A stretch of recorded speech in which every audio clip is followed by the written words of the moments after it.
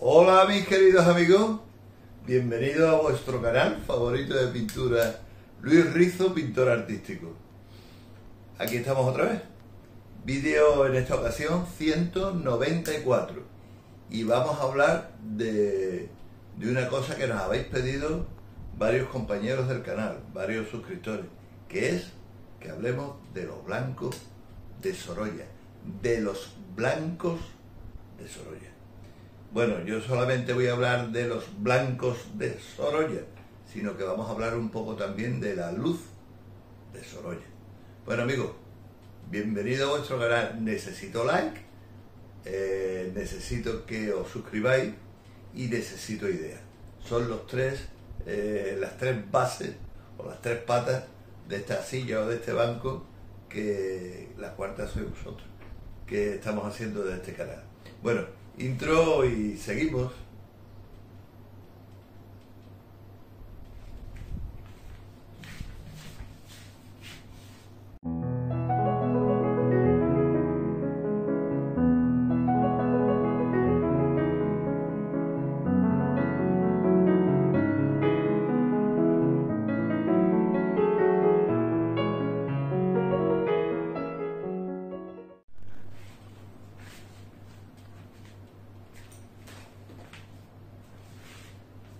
Bueno, pues aquí estamos otra vez. Deciros que para estar documentado no solamente hay que mirar en internet y hay que buscar datos acerca de los distintos personajes o modelos o cosas por las que nos interesemos, sino que hay que recurrir a los libros. He sacado de la biblioteca que tengo abajo, tengo el estudio una más reducida y abajo tengo la vivienda, tengo una un poquito más amplia, algunos de los libros que tengo sobre Sorolla, pero sobre todo libros que he vivido, porque son como catálogos, libros de distintas exposiciones en las que pues he mamado un poco de la ciencia y de la sabiduría pictórica y del hacer pictórico de Sorolla.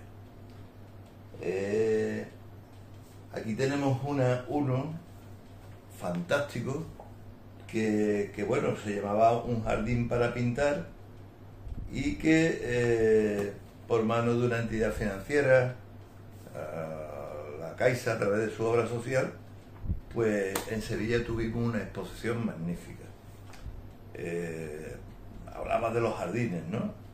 Jardines que he vivido, porque son jardines parte de la Casa de Sorolla, que está en Madrid, donde se hacen exposiciones temporales magníficas sobre la obra, vida de muchas cosas relacionadas con Sorolla.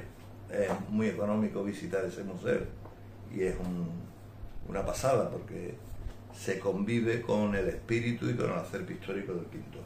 Bueno, esto fue una exposición magnífica. Aquí tengo otros dos catálogos bastante interesantes. Dos. Bueno, vamos a seguir un poco con este, por ejemplo.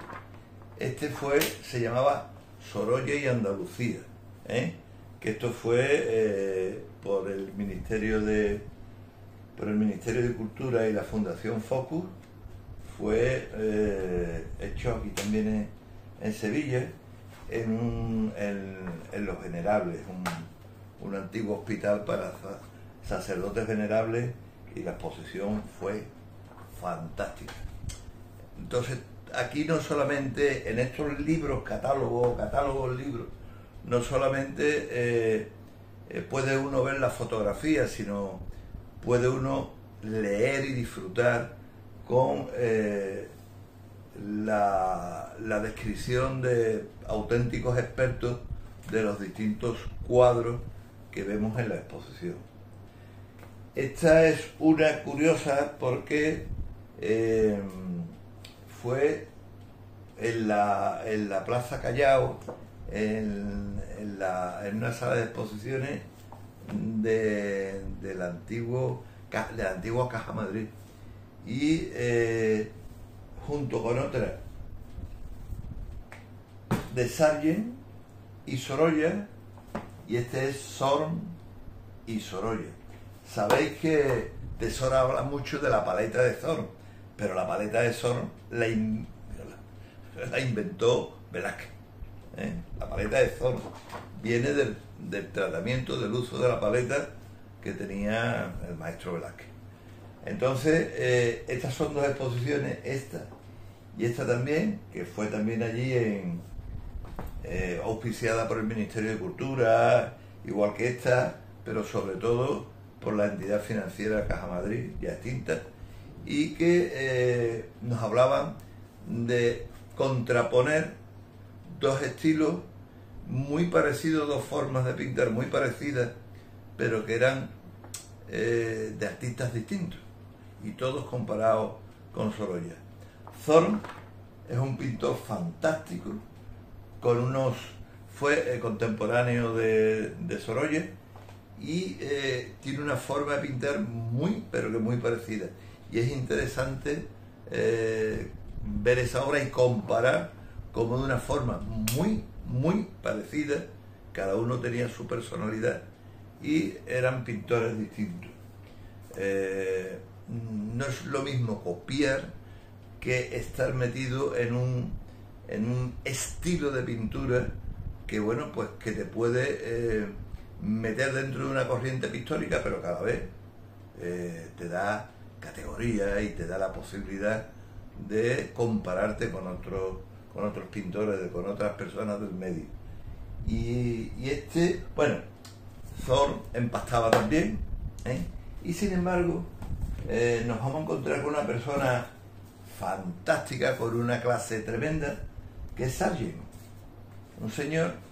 Bueno, Zorn era sueco y Sargent creo que era inglés, y este es curioso porque aparentemente empastaba las pinceladas que daba, sin embargo no había tal empaste, sino lo que había era tamaño de brocha, como me comentó mi primer maestro y persona a la que he querido y he convivido con ella artísticamente hasta su fallecimiento, Paco Meireles, me decía: uy, si el cuadro es muy grande, la brocha muy grande. Y tenía razón, porque muchas veces nos empeñamos con pinceles pequeños, no señor, hay que utilizar pinceles con tamaño, para dar una pincelada segura, recta. Bueno, pues Sargent utilizaba eso. Sin embargo, tenía mucho más líquida, utilizaba más medio a la hora de plantar la pincelada en el lienzo, con lo que aparentemente era parecido. Sin embargo, cuando uno mira su obra con luz rasante, por ejemplo, con luz de arriba abajo, de derecha a izquierda, comprueba uno que efectivamente no hay manteca, no hay pasta, no hay empaste grueso como los que hacía, por ejemplo, el amigo Sorolla, ¿no? Este cuadro también, este libro también es fantástico porque es de una exposición que se hizo en el Museo Nacional del Prado. Y, bueno, es de una calidad tremenda, y hay personas que son reacias pues a leer, a estudiar, a saber cosas de los autores, y el cómo se pinta tiene mucho que ver con el cómo se es, y cómo se piensa. Entonces, la forma de pensar, incluso hay distintas épocas o etapas que tiene un artista que van en función del pensamiento que lo mueve. Eso lo podemos ver muy descaradamente. Pongo el ejemplo del señor Picasso. Picasso está metido en todas las vanguardias y en todas las corrientes que él pretendía, incluso muchas veces copiando estilos, pero llegaba y mejoraba lo que hacían los demás. Así que, bueno, a pesar de que se metía en determinados estilos, no sé, cubismo, por ejemplo, que hacía Juan Gris, hacía un montón de gente, pero después llega Picasso y resulta que Picasso, entrando en un estilo que no era el suyo, lo hace fantástico y lo mejora.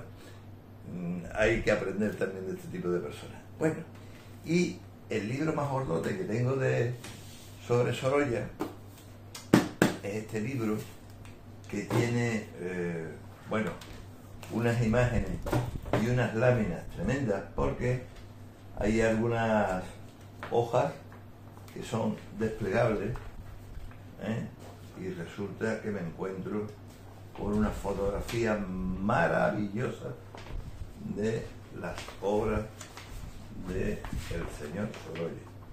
Fijaros qué forma de disfrutar de una foto, un cuadro de Sorolla. Bueno, pues el libro está lleno de este tipo de láminas. ¿Por qué lo enseño? Bueno, pues que quiero que sepáis que es fundamental a la hora de estudiar a un pintor saber no solo fotografía de qué es lo que ha pintado, poder copiar un cuadro suyo, sino muy importante saber de qué pie cojeaba cada uno.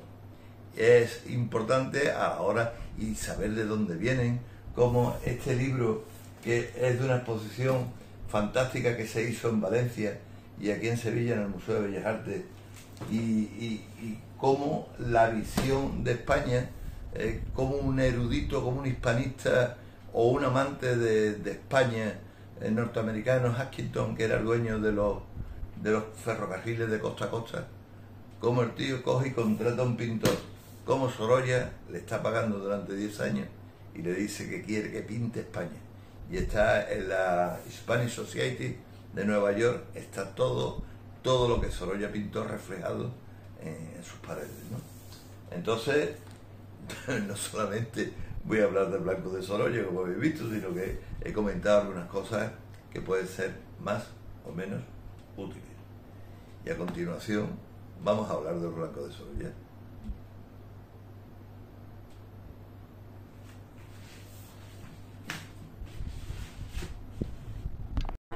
Hemos tenido muchísima suerte porque gracias a la Spanish Society de Nueva York y a los expertos de la Universidad de Valencia, pues se han podido realizar un estudio de 32 obras, de 32 bocetos que conservaba la Spanish Society, que no han salido de Nueva York desde que entraron cuando los realizó el maestro Sorolla, y han llegado a la conclusión de que usaban blanco de plomo y blanco de zinc, aparte de un vermellón, y utilizaban ciertos colores que eran como ocre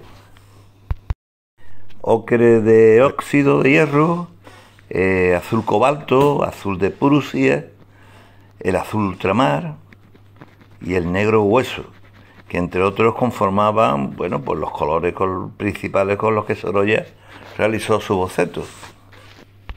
Bueno, sabéis que afortunadamente ya hay una cantidad de colores que no usamos en la pintura simplemente por ser tóxicos, ¿no? Como por ejemplo, un ejemplo más claro, el blanco de plomo. Y normalmente ya todos vienen fabricados de pigmentos derivados de la química, ¿no? Entonces, bueno, a finales del 19 en Alemania se descubrió la forma de conseguir estos colores de una forma menos problemática para la salud humana y de los animales. Así que, bueno, afortunadamente estamos utilizando otro tipo de colores que, en el caso de los blancos, pues se asemejan bastante, pero desgraciadamente no tienen el efecto que tenían estos blancos. Pero siempre hay sustitutos. Yo siempre comento que uso el blanco de titanio, que es para mí el que me suple todos esos tipos de tonos blancos. Sorolla utilizaba el blanco de plomo para captar la luz y el brillo y bueno, mezclaba el blanco con otros colores y creaba unos tonos mucho más claros y luminosos, como en la representación de las velas, las arenas o las ropas de sus personajes.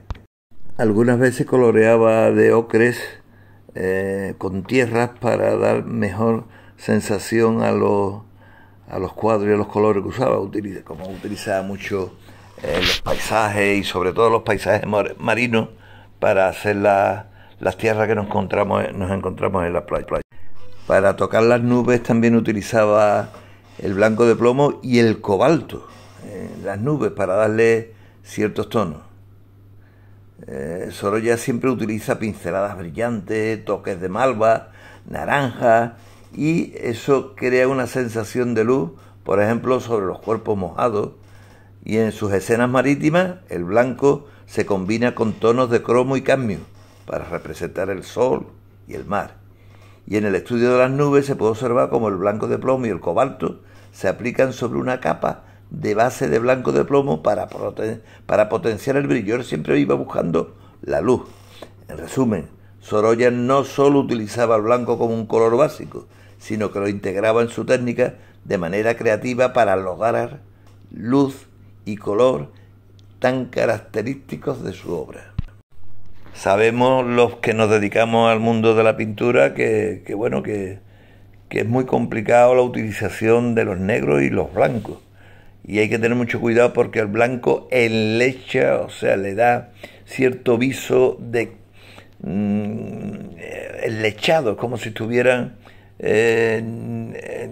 hay personas que les gustan mucho los colores agrisados, pues en este caso yo los llamo enlechados porque tienen una capa blanquecina que le da cierto tono a los colores, pero que bien usado, fijaros cómo Sorolla era capaz de sacar brillo y luz de prácticamente donde no lo había, ¿no? Y que parecieran naturales. Y tenemos que tener en cuenta que sobre todo Sorolla, su obsesión no eran los blancos, era la luz que debería de transmitir absolutamente todos los tonos que él usaba, blancos, ocres, berbeñones, azules, la luz. Probablemente Sorolla esté muy influenciado por los pintores franceses que se tiraron a la calle a pintar de una forma plenairista, y a la calle, al campo, de una forma plenairista, y de alguna forma abrigó las formas, las maneras del impresionismo. Pasa que Sorolla, al igual que Picasso, hace suya esa técnica y yo pienso que mejora absolutamente a todos los pintores que en esa época, en su época, abrazaron de alguna forma esa técnica y esa forma de pintar. Y aquí tenemos una de las expresiones más importantes en la utilización del blanco, tan copiado y tan admirado por muchísimos artistas, para aprender a reflejar la luz y la transparencia que, por ejemplo, la figura de la derecha tiene en el brazo, de cómo, teniendo como un tul o un velo blanco, se ven o se le aprecian las carnaciones que tiene debajo. Sorolla es maestro de la luz y maestro del blanco. Yo diría que es incluso alquimista del blanco. Bueno, y nos vamos acercando al final. Ahora a continuación haré una pequeña demostración, pero os quiero mostrar un cuadro que a mí me encanta de Sorolla.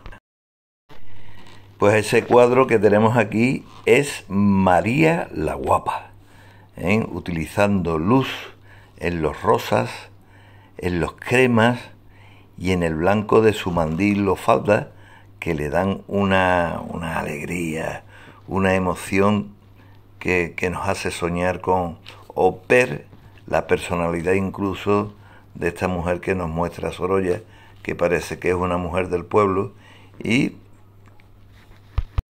que no tiene dudas en mostrarnos en toda su lozanía y plenitud. Bueno, y vamos a mostrar, como he dicho antes, un pequeño resumen en un lienzo de cómo tratar los blancos del amigo Sorolla. Bueno, he estado dibujando lo que es el paseo por la playa.